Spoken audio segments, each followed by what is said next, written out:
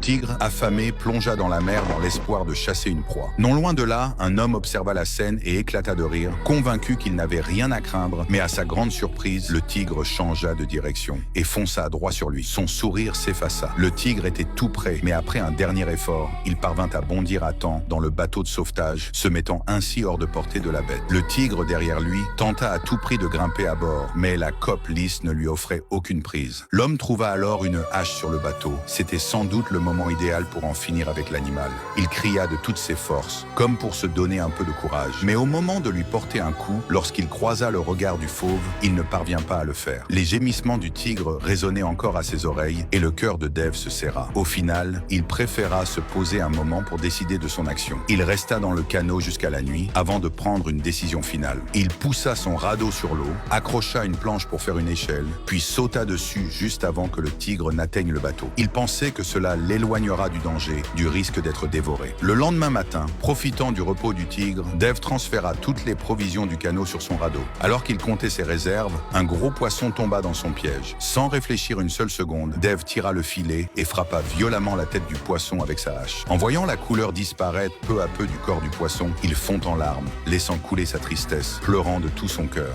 C'était la première fois qu'il ôtait une vie. Le film s'appelle La vie de Pi.